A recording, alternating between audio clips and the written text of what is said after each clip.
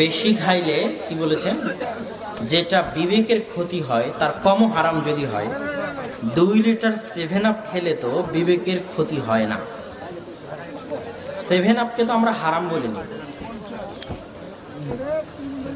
বাংলাদেশের যে কোনো লিভারের ডাক্তার বুঝেন তো, লিভার ক্যান্সার বুঝেন? লিভার ক্যান্সার কেন লিভার ক্যান্সার হয়?